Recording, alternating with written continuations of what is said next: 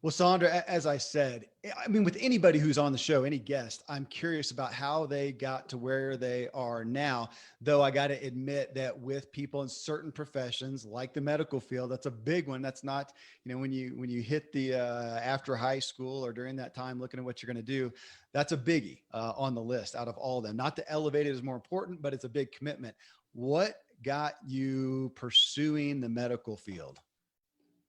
Well, honestly, I love science. I think that was probably one of the big things, but I always had an interest for knowledge about life and death. My mother died soon after childbirth.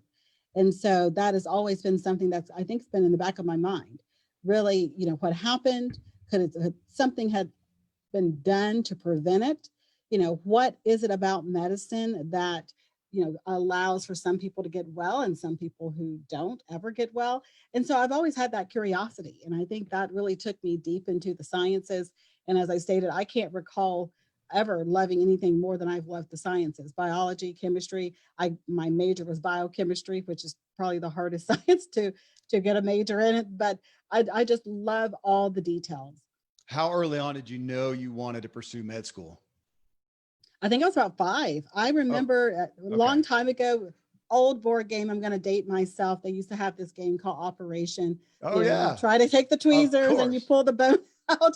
So Of that's course. kind of where I started, and I was hooked from that moment on.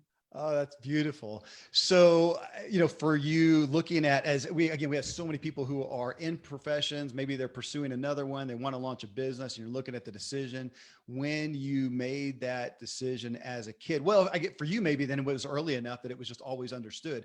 For some families, it's, hey, they're going to go to med school, not a big deal. For some other families, that was a huge decision to try to make. Where did it fit for you as far as the decision for your own, finances or your families? Was that not a big deal, or was it a big decision?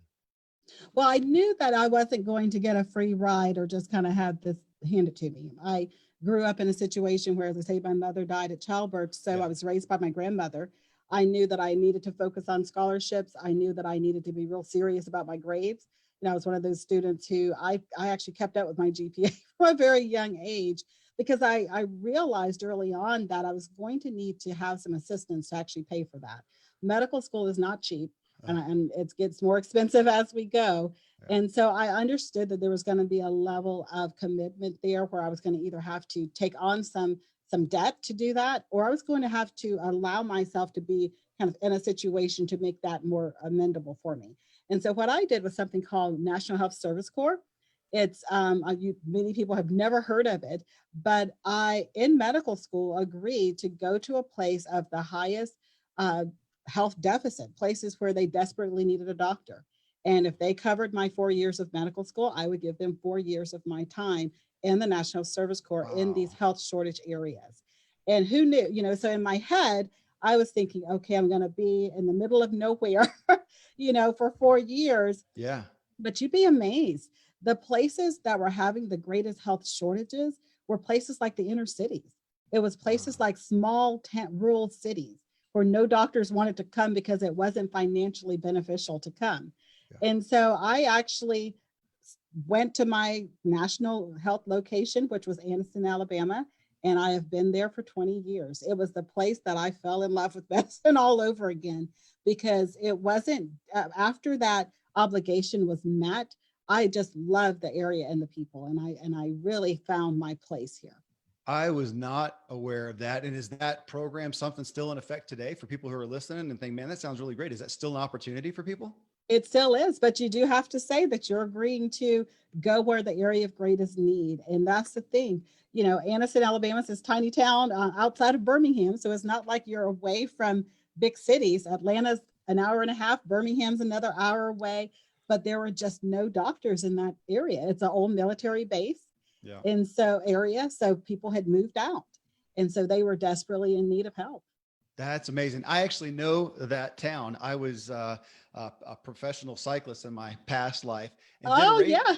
did a race there. I really think I can almost think through the course that we had there, Yeah. but I know the area. I would have come down from Nashville, Tennessee, direction. Well, no, I appreciate that because as I mentioned, my business partner, who a lot of folks know, Dr. Randy James, he's my co-host on my other podcast, the True Life podcast. And he went into the Air Force, same deal. They paid for everything. And then I think he gave them more than 4 years. It was quite a while that he, served there before going into his practice, but that was a way to not have the medical bills. Well, you share a story early on. And for the folks watching on Facebook, I'm going to hold the book up, Sacred Rest. We're going to be getting into the details of this specifically. And you share a story early in the book about a woman in a car accident. And you cite asking her as time went on, how she felt about the wreck. And you actually said, and pressing on her to get from her, did she see the accident as something that had purpose and wasn't just a happenstance occurrence out of the cosmic blue? And I'm thinking, okay, so I have a good amount of exposure in the doctoral world. That's not usually a primary focus from a doc, to be asking questions of that nature. And so I know you are a person of faith, but was that a component as you began medical school, your faith and walking that out? Did you have to grow into that? Because that stands out. Yes, I definitely had to grow into it. Faith and medical school do not go hand in hand. Yeah. If Yeah. anything, they are I almost felt like for a while my faith was trying to be stripped from me in medical school. There was a lot of conversation about don't pray with patients, don't share this with patients, don't share that. So, there was a lot of freedom with coming out of medical school and kind of getting a chance to really see what kind of doctor you want to be and what feels really organic to you. And it did not feel organic to try to take a mind, body, and spirit and strip the spirit out of it and say, well, now make it whole, because that doesn't function like that. People are not just individual physical bodies. There's more to them. And so it wasn't easy. I'll be honest with you. When I first got started with this, I was in a medical practice in a group where there were a lot of people who did not have similar faith beliefs that I had. Yeah. And so we had to kind of get an understanding of what was going to be acceptable. How do we not cross lines? And it really started with just giving people options. I would have in my waiting room copies of something like the Daily Bread or Guidepost, right alongside Times and Women's Day and every other magazine that's out there.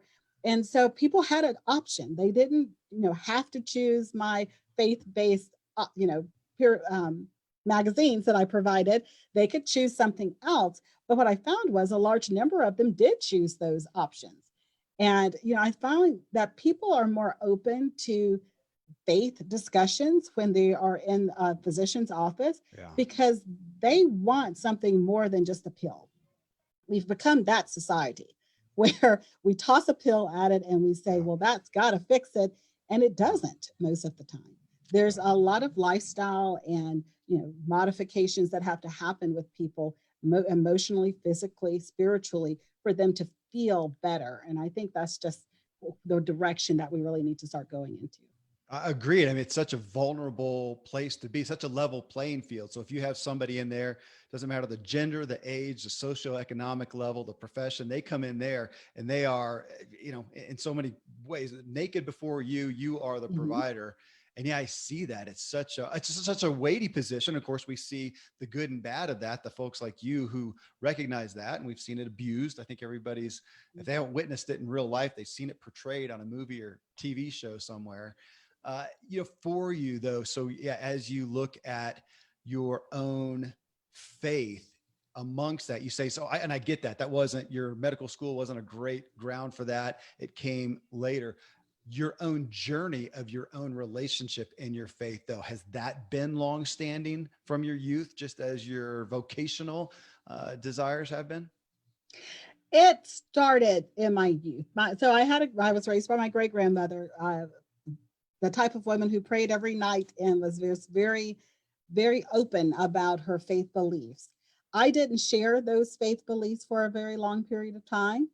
And that is because I couldn't share them. I had so much pain and so many things I was dealing, I think, just with my mother's death as a child. So I couldn't share that. I didn't believe what she believed. And so it was probably into my teen and early 20s that I started to really kind of grow in my own faith journey Mhm. and started to kind of look at things. And honestly, a big part of that was medical school, because you start seeing death on a different level when you're holding someone's hand and you can't help them. I mean, that starts hitting you a little bit different than, oh, you hear on the news 20 people died from something. And because you don't know them, you don't have a face or any type of, you don't know what their voice sounds like, you can put a little bit of distance there. I didn't expect medicine to make life and death so real. I know that's probably odd to say, but I didn't expect that to make it so real, because I always, in the back of my mind, I think growing up, was some part of me always thought, well, this is more like a business relationship. I'm the doctor, they're the patient. This is a business relationship. We exchange funds for a service, but this wasn't a business relationship when it got down to it. These were people that I cared about. And particularly as I became a physician in my own practice, as I stayed at 20 years in the same location, these were friends. These were people that I knew what their spouse liked for dinner, because they come tell me, they come tell on their husband who had the thing they weren't supposed to be eating. And I'd see the pictures of the grandkids. And so it no longer was this business relationships, these were relationships. And I think I didn't expect that. And I started to notice that very early on in my medical career. Well, and I want people to, if you're hearing this with interest, it was back in episode 743 that we had Dr. Lee Warren on the show, and he is a neurosurgeon. And we had a similar discussion. He said, man, amongst my peers, faith, walking that out is not the most popular thing. And on that, you told a story in the book about a patient coming to you, another lady Mhm. who was aware of your she didn't come to you. She actually had a chip on her shoulder, you talked about and told the story of, but she knew of your faith perspective. So Mhm. obviously it's gone more into, not that you lead with a fish and a cross necessarily, but you have become known for that. And so I'm going to assume you have people seek you out specifically for Mhm. that.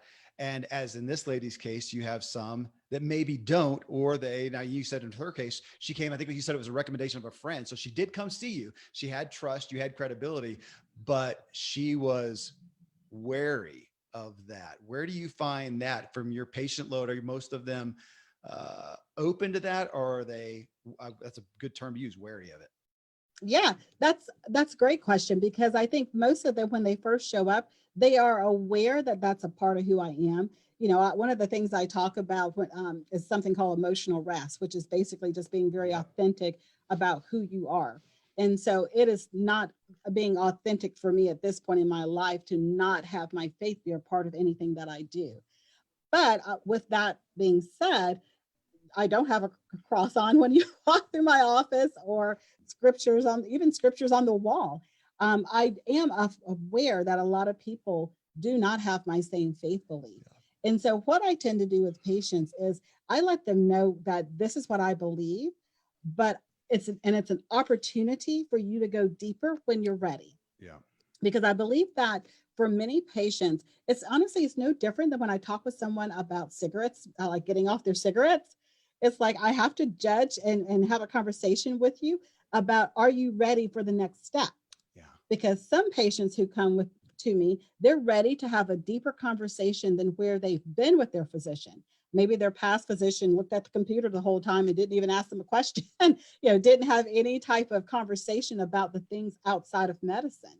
Where I'm asking about their relationships with their spouse and their kids, and what do they do for fun, and how do they keep their creativity up. I'm asking all of these things that they are not familiar with a doctor asking them, so they're open to that.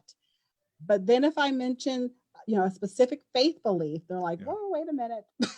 Yeah. Wasn't ready for that quite yet. So I think it's important just to have kind of that open conversation to see where people are at. And what we do is an intake. We do kind of an intake to find out where people are, what they believe. It actually asks some general questions about, you're welcome to share any faith beliefs that you have. People leave it blank. I know they don't want to speak about it. So, Yeah. so I don't push it on them at that point. Well, I want people to hear, we have a lot of people who are in the arenas of coaching, consulting, counseling, and Tom Ziglar and I on the shows that we co-host together, a lot of times talk about the business, the profession, the pursuit of, I'm going to say coaching in this aspect, and life coaching comes up a lot. And I am an advocate from a branding, positioning, marketing standpoint.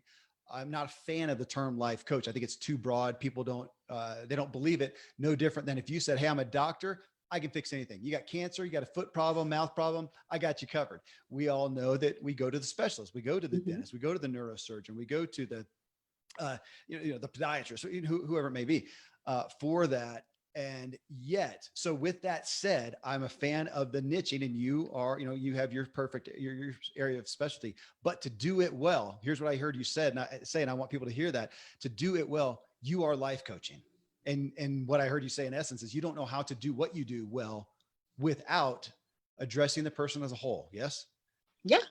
Yes, that's actually right. As a physician, I look at myself as, I don't typically use the word life coach, but I can definitely see that. I use my, Sure.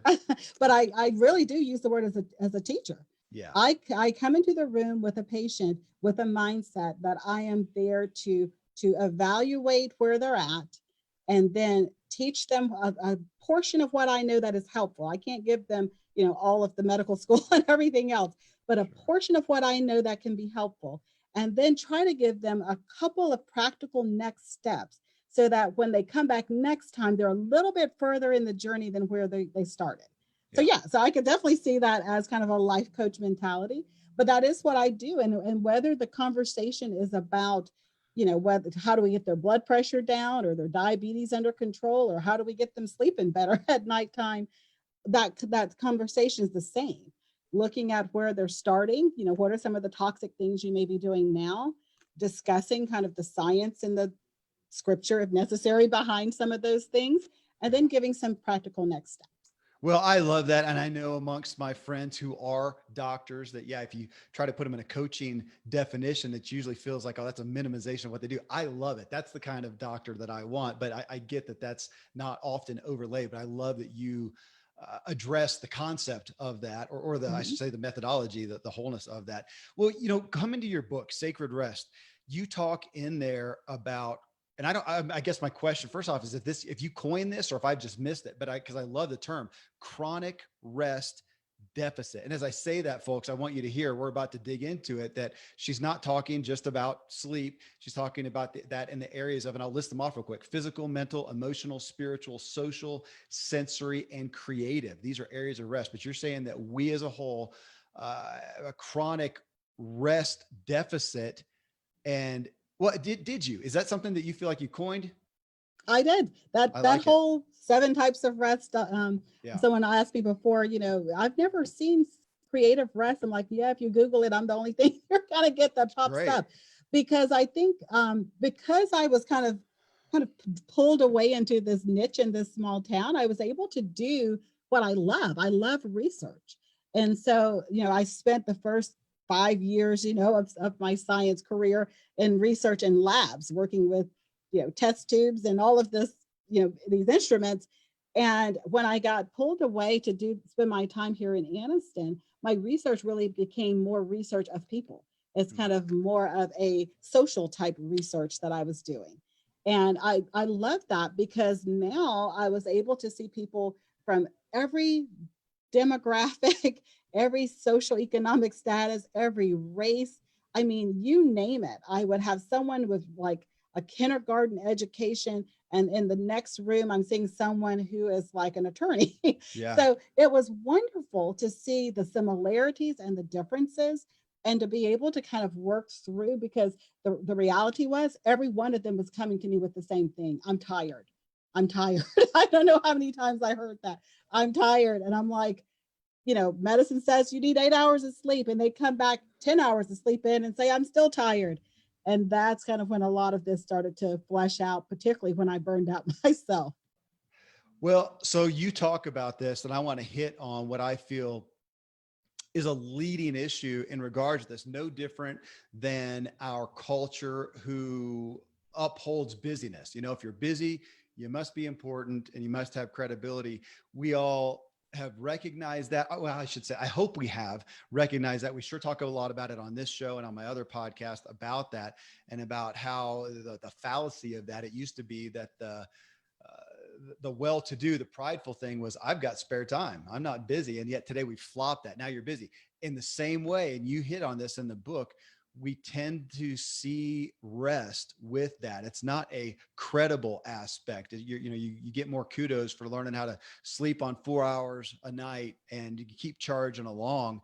And so before we dig into the realities of what brings rest, or why we don't have it and what brings that, address that, just the credibility aspect of it, or the pride aspect, or the shame aspect of rest. Because I hope I'm seeing that change. I've talked about it on the show. I have a sleep tracker. I average over 8 hours of sleep a night, but now I also check the quality of that. Okay. How much of that was light sleep, deep sleep, REM sleep, whatever? How do I feel? And of course, that's just, one area of rest, but giving pride to that. Because I grew up cutting my teeth amongst the people who were talking about how they could work 20 hours a day and they kick butt, take names. And as you talk about, they're productive. They are doing. We don't need this being crap. We're doing.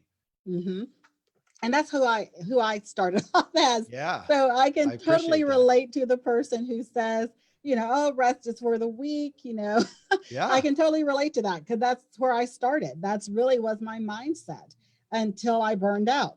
Well, heck, that's medical school right there. You just said that is medical school, right? Honestly, yes. Residency. You work ridiculous hours. Fatigue is just part of it. And I think for many people, that is how we were trained. That's how we grew up. That's the culture that we started in, was this culture that tired and fatigued and just, burning it at both ends. That's the normal. And I think the problem, what really has kind of come out of that, is now we're seeing kind of a generation that's coming up after that culture who is even more toxic than we were, who are, with the emotional toxicity, with the mental health problems that come with a chronic rest deficit, with the relationship problems that come with a chronic rest deficit, and then just the physical, the body's not meant to never be restored, to always be kind of worn down. So we're seeing a lot of these things that are happening now because of that particular culture. And I love that there are so many sources now that are really starting to kind of come back against that mindset. There was an article that Fast Company did based on the book, where they focus specifically on, are you getting the right kind of rest? And I love that, because they put it in their secrets of the most productive people section. And I think that was very telling, because that is the reality of it. People who are highly creative, highly productive, and they're able to produce with joy. Because I know a lot of people who are high producers, but they are not happy. Yeah. And they don't smile, and they don't have fun, and they're just kind of cranking it out without any pleasure. And I don't want to live like that. I did that for a long time. I don't want to live like that. I want to be able to, have a successful career where I can still smile at the end of the day and enjoy my family, and not be burned out when it's all said and done. Didn't I see that you were a guest on the show? I don't know if it was podcast or what, with Dave Asprey? Yes, I did a podcast show with him. Yeah, well, I want people to hear that. So that's the bulletproof coffee guy, man. So you just think of him as a, hard charging, kick butt, take names kind of guy. And I love that he said, obviously had you on the show, and he said, man, I learned things I did not know about rest. I mean, to me, it really lays out, I don't want to be negative about it, but almost a hypocrisy. If I own a hospital, I want doctors who are, as that term goes, kicking butt, taking names, sleep 4 hours a night, produce. That's good for the bottom line. But then it comes to me and I'm sick. I'd rather you went and rest, take a day off, get recharged, and come, work on me when you are at full capacity of your entire self. And it doesn't weigh out. Those things are at odds with each other. And so, we have this business culture, and hospital medical is a business. It's the biggest expenditure in America that we have, period, is healthcare. And we have that high production going. And yet, my gosh, I've had kids. I should say I've had kids in the hospital. I want the person working on them I don't want somebody who's just put in 24-hour shift. I want Yeah, somebody who's just exactly. come off the golf course or off of a retreat or from the spa, please, to work on me. And it's the shift. How I would love to see you at the forefront of this shift of giving credibility and honor to the rested physician or anybody rested, not the strung out one who may seemingly produce a lot. But I'm going to say if they do, they're producing a lot at a shallower level than if they would come down and go deep. That is exactly it, and that is exactly the thing that I think we need to focus on. There are so many people who are producing out of their burned out state, and what would it look like if they were That's great. producing out of their full state, where they are restored, where they're energized, where their creativity and their innovative abilities are at their maximum? Because that's the difference. And there is a change that I think has happened. A lot of the work I do now, I've actually had to back out of some of my medical practice activities because of the consulting and speaking work that I do now. Lots of hospitals are starting to see, and I hate to say this, but they tend to call me in after they've had a few physician suicides. Oh, And I'm like, wow. can we have this conversation before we reached, No, deadly toxicity? you're asking them to be preventative. They don't do that. So I love that they actually eventually said, we need someone to come in and help our physicians and our team really not be so burned out and not feel so depleted. But I would love for them to do it, like I said, a few months before we get to that point, because the thing is, particularly right now, medicine is at its highest capacity. And what I try to talk about in the book is not necessarily needing to go on vacations or anything like that, but how can we live a lifestyle that is well rested? How can we do things throughout our day that doesn't really zap all of our time, but keep us feeling restored? And there's some really simple things. As you know, there's some really simple things I talk about in the book to restore in these different areas, because most of us don't need all seven restored at one time. There's like one or two critical rest deficits that we have. And if you focus on intentionally getting rest, meaning restorative activity, not the cessation of activity, but restorative activities in that area of deficit, that's when you start feeling better. And that's when you start getting your energy and your motivation and your strength and all of those things back to do good work. We want to do deep work. You can't do deep work when you're depleted. Well, so deep work, and I'll call out another episode. I don't have the number in front of me, but Cal Newport is the author Uh-huh. of the book, Deep Work. So we had him on. It's been this year, 2020. I don't know when it was. If folks, you can type in the Ziglar Show, Cal Newport, but really great. But yeah, to do the deep work. I don't know if he gets on that topic of he's talking about getting rid of electronics and whatnot Mm-hmm. to have time to do the deep work. I don't know of a better way for myself to do deep work than to focus on rest. So you just talked about vacation and you talk about it. I love it. Right in your book. I just took a family vacation. We were gone for, I don't know, 10 days or so. It was a classic American vacation. We went and we did a whole bunch of stuff and we came back and I was depleted. I went right into finishing up a book proposal, actually, and went on a getaway to do that. But I was focused on that. And I was kind of ramping myself up. I did some big mountain bike rides or whatnot, came out of that and realized I am not well. I'm cranky. It's all the stuff you lay out in the book. Mm-hmm. I'm cranky. I'm irritable. I feel like I'm excited about my work, but I just don't really have the bandwidth to do it. I'd rather just go veg out and do something. That's not me. And so it's great timing then to look at your book. I'm going to go through this again. Physical. Okay, I get that one. That's the easiest one for me to address as far as what is actual rest physically. I'm very physically oriented. So, exercise and nutrition and what is actually, how is my sleep? But then when you get into what about mental rest, emotional rest? And it's curious to me that you even pulled that out because most people, I'll own that for myself. I would tend to just put that into mental, but you actually break it out. Then you have spiritual, social, sensory, which I don't think I've ever seen put out there. And creative was so curious to me too, because most of my work is creative Mm-hmm. when I am not restful, when I'm not rested. It's the hardest thing. And I think I read that somewhere I think it was in regards to sleep, but you might give it more depth than that. When you're not at rest, one of the first two things to go are creative thinking and critical thinking. Am I on track? Yeah, and I think that's really important to differentiate, because for most people, when we think of creative, we start thinking of like musicians and, people who are artists, people who are doing stuff that we think of as creative. But what I find when people do my quiz, who do the rest quiz, and I get those results back, what I find is that business owners, CEOs, inventors, teachers, professors, these are the people who have a creative rest deficit.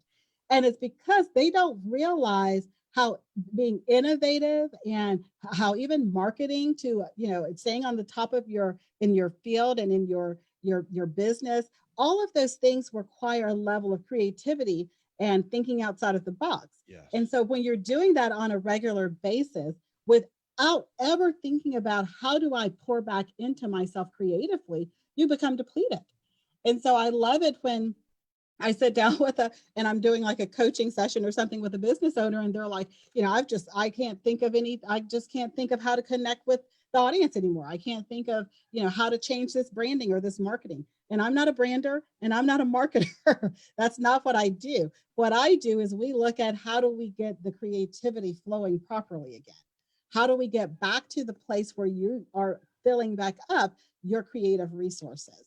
And it's different for every person. It's very specific, and most people aren't aware of what it is that restores them creatively until they start thinking about it intentionally. For example, for some people, it could be as simple as certain colors. The science and the research that I did related to that talked a lot about people who get creative rest around bodies of water, whether that's oceans or lakes or rivers. Some people have it in the mountains. Others get it from actually watching like a symphony or listening to a symphony or looking at paintings in a museum. So it's really this allowing beauty that's already been creative, whether it's natural or man-made, to create something inside of you, to kind of unlock that awe and wonder and creative aspect of who you are.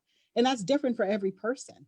And so it's one of those things for many of us, we think, oh, well, that's not important. It's not important what the lock screen on my phone looks like, or what pictures are in my office space, or even if my office space is all brown and gray walls with no art at all.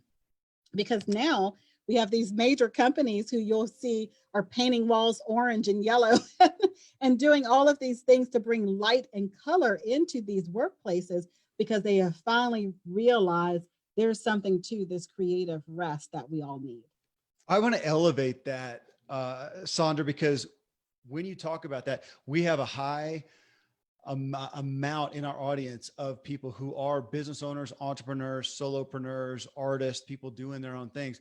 And when you talk about it that way, I'm thinking, yeah, creativity, that's what I find myself desiring within the realm of what you just outlined is finding solutions to problems, making decisions. And when I am not rested, which I just admitted, I'm at a bit of a state right now, and I'm struggling with some exciting things that are happening, but I need to kind of give an outline, give a structure, and I need some creative ability, and I'm struggling. So I'm just getting ready. My wife is searching right now. I think we're going to go away for about 4 days. And interestingly, our getaways are water. That's where we go. Yeah. Now I live in the Rocky Mountains, and I could say it's probably the most inspiring place, but I also just live here. So I haven't thought about it till you said that. Water, the ocean, rivers, whatever are my other getaways. And maybe it's because it's the same kind of design, awe, whatever, but it's different, and it opens up it allows me to rest in a different way. Is that realistic? It does. It does. And that's the thing about creative rest. I always tell people creative rest is one of those things you can't overanalyze. It simply is. When you're experiencing it, because let me put it to you this way. You've experienced rest when you leave a situation better than how you entered into it. Okay. Work, you leave feeling depleted. You feel like you've left a portion of yourself there. You've drained some of yourself. Rest is restorative. So you leave feeling as if you've been filled up in some way. And so for many people, to determine where they're experiencing creative rest is just that. Where are those locations, situations where you, after being in those environments, you're like, I just feel better. I can't explain it. It's not rational. I just feel better when I'm experiencing that. And for a large number of people, for whatever reason it happens to be bodies of water. Well, I want people to hear what you said at the beginning there, that ultimately, whatever it is, it simply is. because we so often try to justify we're all listening to people who influence us, just like people are listening to you and I on this show right now. They're here to hear you, and they're going to hear, they're looking for, what should I do?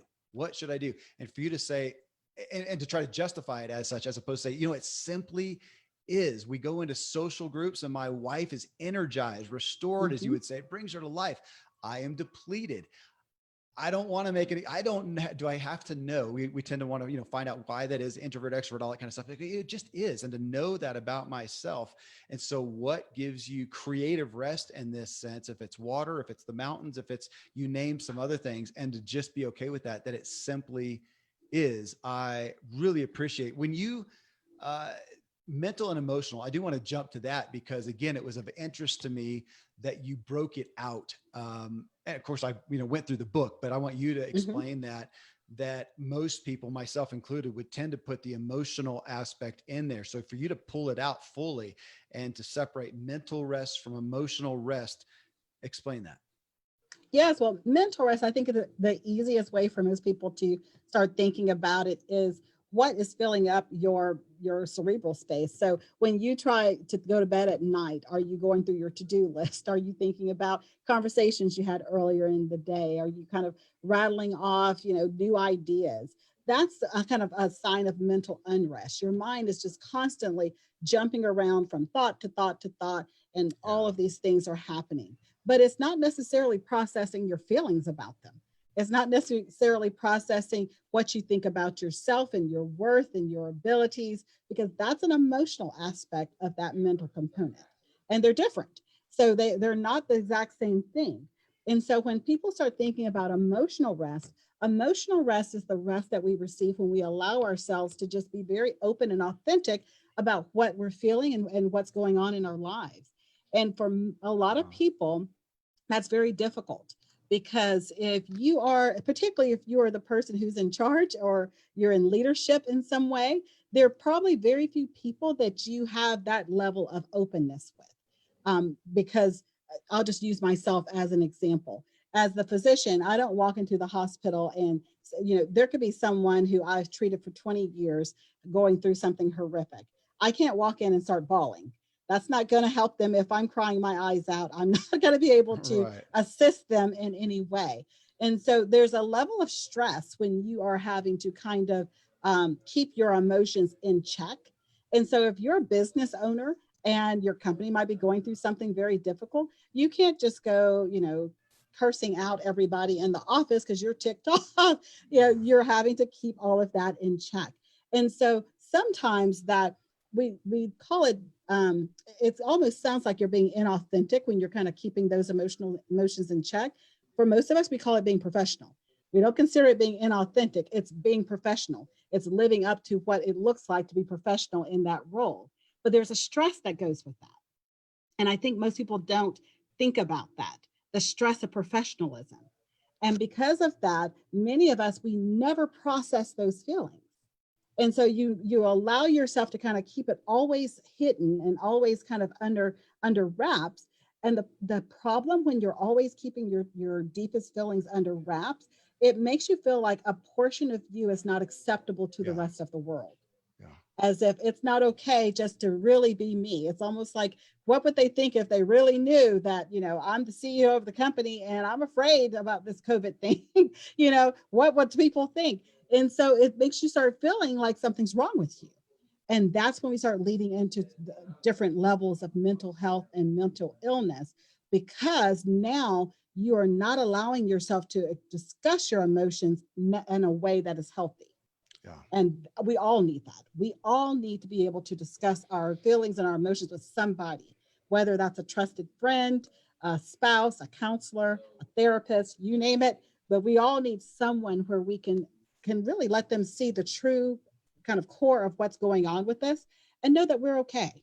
It's okay if you're scared right now. It's okay if you're anxious. It's okay. There's, there's nothing wrong with you for having feelings. We just have to be able to walk through those feelings and not let them get to a point where they are toxic and detrimental to our own well-being. Well, that's good. You're speaking right to me. So I'm getting my own counseling session here. I realize the benefit but it's not it's not a desire. Like my wife desires to share those things. I don't. I just Mhm. assume, I don't want to spend any more time in it. Can we not? But then knowing the reality of that, I want to ask you though, in this aspect of the mental area of our mental rest, mental exhaustion that we all deal with so much, to give me your perspective, because it's one that's important to me, on the difference between what I call relief versus, well, in your sense, rest, relief versus real rest, which I'm going to put under, recovery, renewal, recharging, rejuvenation, as opposed to relief. Now, tonight, if I go home and kick my shoes off and grab a bag of chips and sit on the couch and watch Netflix, okay, that's some relief, not bad, but realizing that that is not going to renew me. That's not the rest that you're talking about. How do you, and I don't know if I missed it in the book, but how do you segment those and say, okay, this may seem like rest. It's not. Well, you do with Mhm. sleep. Just because you Mhm. sleep 8 hours, 10 hours does not mean it's actual rest, being restful. How do you take that into the mental rest aspect? Yes, well, I call it escapism in the book Okay. Okay. because Good. really with mental rest, if you and that's what a lot of people do. That's you're not the only one who who kind of does that at times. And I think everybody does at some point. You flip on Netflix, you just try to zone out the world and everything else that's going on. Escape is a great word. I don't use that, but in truth, that is it. Sometimes I'll go home and that'll be the thing, my wife and I, and even the kids. And I'll say, oh my gosh, guys, game night or talking about whatever, or I just would rather not think about anything. Can we, Mhm. watch Sherlock or, whatever's going on. Okay. So that's okay. But okay, go ahead. So outside of escapism is, how do we rest?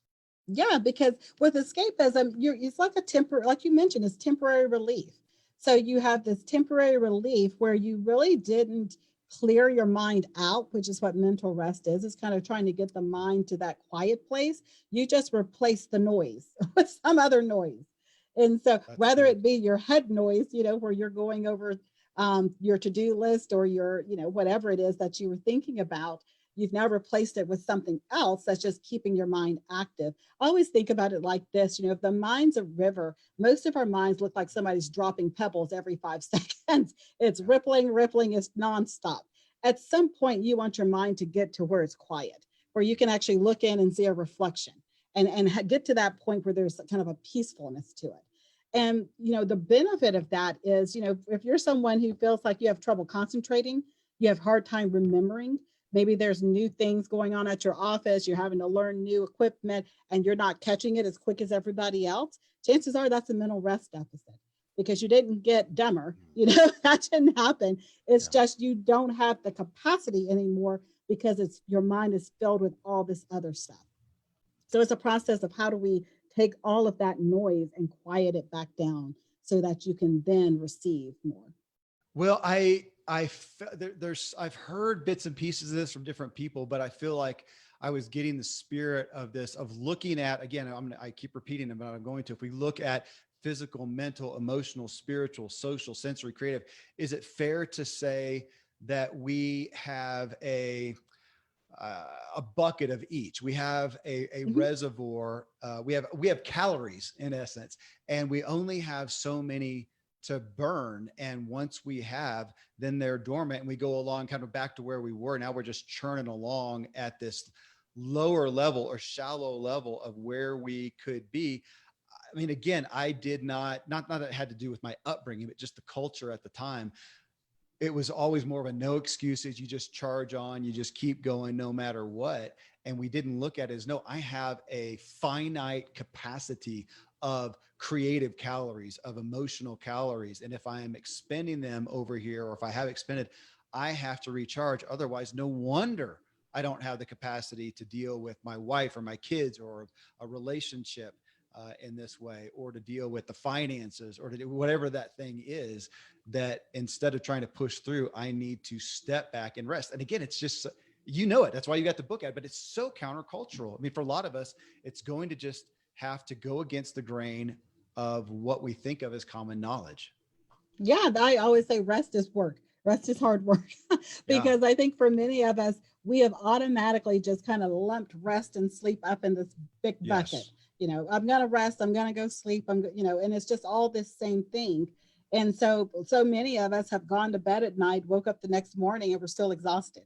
And so you got the 8 hours. So now what? There's a very desperate situation when you are tired all the time and you get the 8 hours and you're still tired all the time. And that's where most people come to me. That's where most of my patients find me. That's how most of my coaching clients find me, because they are searching on Google for tired or rest. And they are trying to figure out, if I got the 8 hours and that's what everybody's telling me I need and it's not working, now what? How is there no hope at that point? Because the thing is, it's not simply about just that one bucket, the physical. As you mentioned, we have all of these different areas that we can deplete from. And where you deplete from may be different today than where you deplete from tomorrow. Yeah. And, and definitely different from other people in your life, your wife, your kids. Everybody is pouring out of these different buckets. And so the thing is, you don't have to always be thinking about, oh, I got to get all 7 of these. The goal is to make sure that you are pouring back into the place of the greatest deficit, because that's the one that's going to be making you feel bad. And I think really, honestly, that's where the whole, restquiz.com came from. That was the number one question I got from people. How do I know what is my rest deficit? Because I can see how all of these 7 interplay in my life, but how do I know which one's depleted right now? I'm just tired. That's all I know. I'm tired. And so I think that's where that came from, so that people could focus their attention on the area of their greatest deficit. And then, yes, you do need all 7, but focus on the one where you're having the trouble right now. Yeah. And then the others, honestly, start falling into place, because those aren't the ones that are making you feel bad. They're just ones you need to maintain. And that's where I feel like, my job is to be aware. That is the work of rest, is where do I be, where am I becoming aware of where I am not at peace, where I'm not getting traction, where I don't feel restored, as you talk about. In every chapter, speaking of that, in every chapter of the book, or at least going through those initial categories, you have the segment called Recognize the Risk. Which I really appreciated. And though, Saundra, speaking of current events and whatnot, I thought, what have you seen? Where have you seen the risk increase? If I can ask that, during right now, we have, COVID. Well, we have, as somebody just told, it was Sam Collier, actually, a pastor, and he says he feels like we're in a double pandemic. We've got COVID going on, and then we've recently just had so much racial, tensions. We got these both things happening right now. So with those, and you're looking out here culturally, where do you see the risk increasing? Well, the risk increased greatly with sensory sensory rest. When I look at the scores from the quiz over the past, from March until about June, it almost doubled the amount of people who are having a higher sensory rest deficit. And the problem with a sensory rest deficit is it makes you more anxious and it makes you more mean. So you have no patience, and I think we see that, someone types something on social media and it's like everybody's jumped on top of them. Oh, it's everybody's volatile, just, everybody's just ready to kind of bite someone's head off. And so I think, the thing with that is, a part of that's because a lot of us from March till now, we've been consuming way more news than we've ever consumed ever. I know personally, I've never kept up with news as much as I have over these past few months. As a mom of kids, I'm like, oh, are we going back to school? Are we not going back to school? All of these things that are going on. And so that has been a huge part of it. And then on top of that, then there's this, and depending on people's religious beliefs, there has been this increase in emotional rest deficit, because we have people afraid to say that they're afraid, because, well, my faith's not strong enough. If I say I'm scared, I'm not trusting God enough. I think you have to be able to at least tell the truth about where you're at to even get any type of healing from that point on. So, and that has brought its own level of toxicity, and that a lot of people are afraid to just say, I'm afraid, I'm scared. This uncertainty doesn't feel good right now. There's no harm in saying that. I think it's actually helpful for many people to say that, because then someone else can say, you know what, I feel the same way. We can get through this. Well, I prescribe to the daily, look at the news and the daily time in my Bible, just as Zig Ziglar talked about, so I know what both sides are up to. And I would attest to that. And yet today, looking at the headlines, talk about sensory and just elevating your anxiety. We had the hurricane on the east and devastation and people dying. We have the bomb in Beirut that's Yes. headline news now, that even though we're not there, I mean, it was Horrific. unbelievable. Yeah, flat out unbelievable. I had a hard time believing it when I first saw it. And then we've got, of course, all the COVID stuff. And, for myself with kids and people I know wondering what's happening with schools and making decisions there. And yet it feels like overload. It feels like a deficit. And yet I know the struggle, even for myself, is I generally don't pay a whole lot of attention to the news because I feel like it's negative and it's mostly junk and it's not news. It's just opinion. And yet we have enough. Going back to what you said and the increase that you're seeing since March, you can't ignore it because it does. It for the first time, maybe in most of our lives, we have things happening that literally affect our lives on multiple fronts. So it's hard to ignore. And yet, okay, so if we say that we can't ignore it, but here's the fallout, I think as you talk about, here's the fallout of it. How can we take affirmative action to deal with that tension right now? Well, I think for many people, they have to start with really seeing where you at. That's the whole recognize your risk and then evaluate your current position. Okay. That's the R&E. Because I think once you evaluate your current position, and I'll use myself as an example, not to offend anyone else. So if I go on Facebook, let's say, and I read someone's post about any of the racial situations that are going on, and automatically my first response is, let me tell them what I think. And I'm going to, hash into this person kind of all the details of why I think they're wrong. For myself, what I typically do, I start thinking, why am I doing that? Usually it's because I'm already stressed. I'm already anxious. I'm already afraid. I haven't had that conversation with my husband or anyone else to let them know the kind of feelings that I'm having.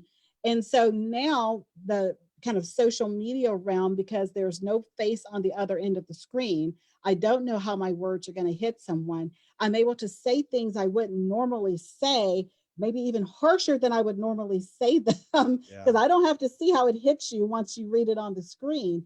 So for me, I have to be very mindful of really, where am I at when I engage with people? If I'm already knowing that I'm kind of overly stressed, is that a good time for me to engage without a filter? Because on the telephone, or if I'm doing a Zoom call, there's no filter. You see if my face kind of goes into, I'm not happy with you mode. You can see my mannerisms. You can see if I'm upset.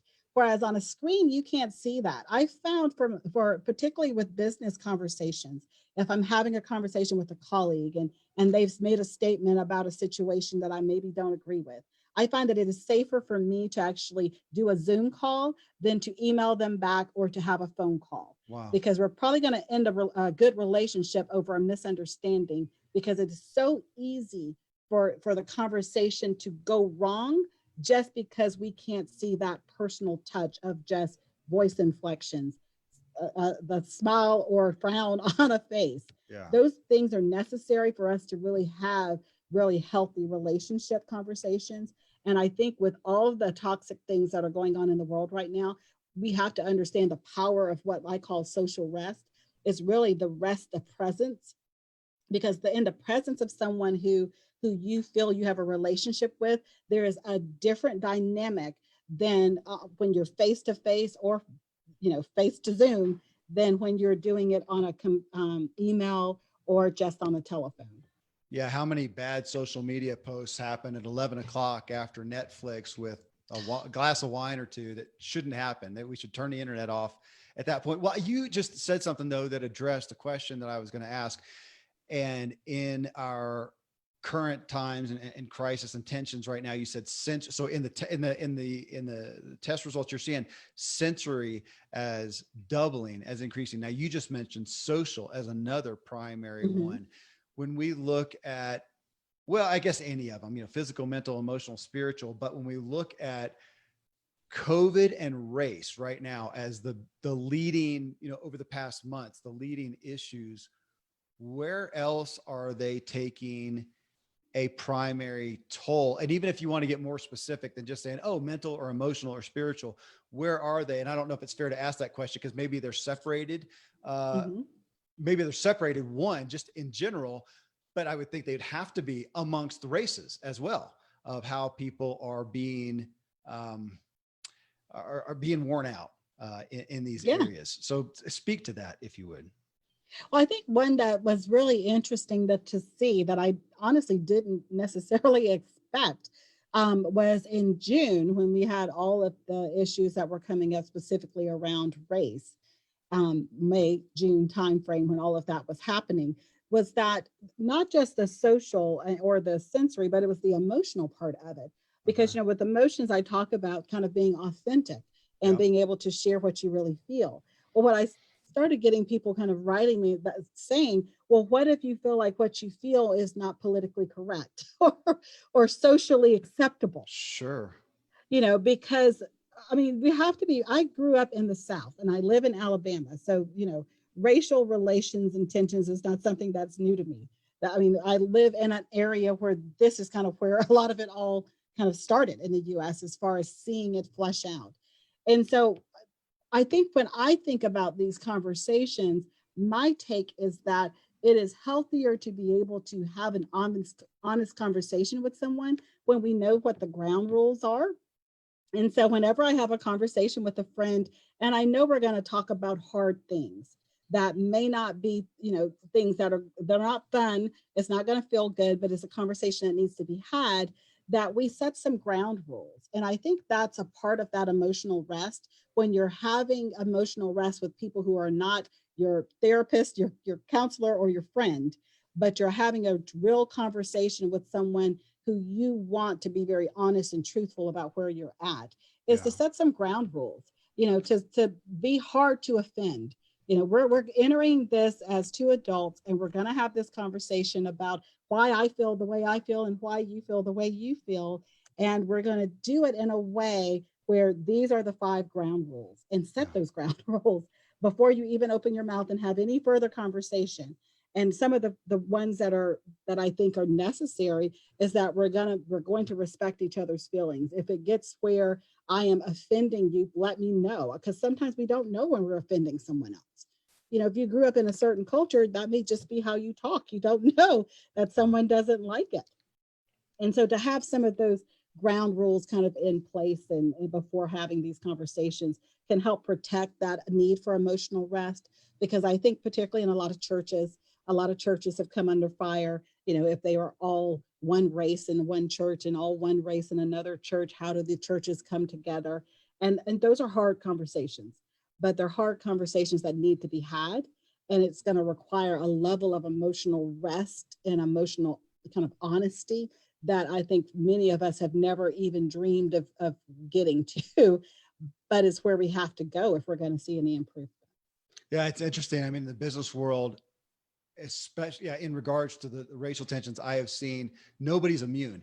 Either you're going to make the decision and feel the responsibility to say something. I don't want to paint it as a negative, or you're just going to make the decision that you need you need to Yeah. totally ignore it for whatever reason. And I don't want to make that, because I would tend to think about that negatively, but I've heard some things from some certain places. I go, okay, you know what, where you guys are, I get that. It makes sense to some degree, but either way, it's an emotional expenditure and a hard decision. And that, you talking about authenticity amongst emotional, just your emotional levels, wellness is one that I relate to. We even talked about that. People asking about that. How do I deal with the authenticity or the emotional wellness of myself when I feel like I can't be authentic because it wouldn't be politically correct?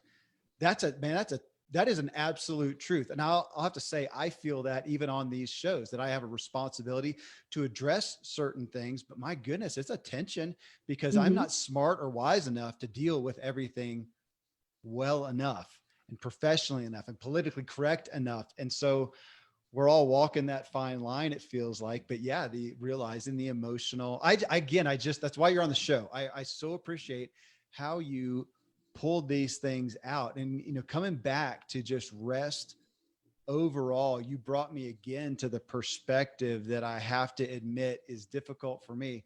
If I had been Jesus with 3 years to go out there and do my thing, man, I would not have been thinking about rest, which is why, of course, I'm obviously not that guy. I would not have been thinking, man, we're going to burn the midnight oil. We need some amphetamines. We're going to keep rolling here. And he was constantly pulling them away to rest. And I want to find pride in that and hold that up, kind of like the busy thing. No, I'm not busy. No, I can talk to you right now. And no, I'm actually just resting. What are you doing? I mean, I'm just chilling out. I'm hanging out. I'm getting recovery. I'm doing renewal. Is again, it's so countercultural, which is why you're here, because we need this charge. And I got to admit, talking about, I don't know if this is politically correct or not, but being in the profession that you are elevates that. I like hearing it come from people like you, from Dr. Lee Warren, where we're talking about spiritual aspects and deeper aspects and calling us away to rest, because you're looking at it and you deal with the void of that every single day in acute clinical arena that we can't ignore, which is, well, that's why everybody needs to read your book, Saundra. Bottom line. Well, I love that you brought up Jesus, because I think he gave some of the best examples for how to rest. As you know, I do an entire section where I go through each of the types of rest and talk about how he did rest in each of these 7 areas. And I think that is the hope that any leader has, Yeah. is that really to lead well, to lead at the level of being the type of leader people want to follow. You Yes. have to really understand the value of rest and how important it is, not just for you, but for your team. To really call out the best in your team requires a leader who understands when their team actually is becoming rest depleted, because you can't ask your team to do more than they have the capacity for. And that's what a lot of companies have been doing. And so that's one of my joys right now, is helping really organizations try to revamp up their teams to be able to understand how to be more efficient and more personally productive by just being more intuitive and more aware of their own rest deficits. Gosh, I want people to hear that. Maybe that's a great anchor for this, that you hear a charge right there from Saundra on having your employees be able to do better work, deeper work, more productive work. And we're hearing that more, that I know if I'm rested, I could do more than 2 hours than I can in 8 hours if I'm just trying to slog it out. But again, countercultural. Well, again, that's why you're here. Thank you. Thank you for doing what you've done to get the message out. To bring this book out. It feels like a book to study. I actually looked at it as a relevant, ongoing kind of a devotion and check-in to go through and go, how am I doing? Where am I aware of my status, and where do I need to address it? So just thank you for bringing your heart, your insight, and your time to us today, Saundra. Oh, it was my pleasure. Thank you.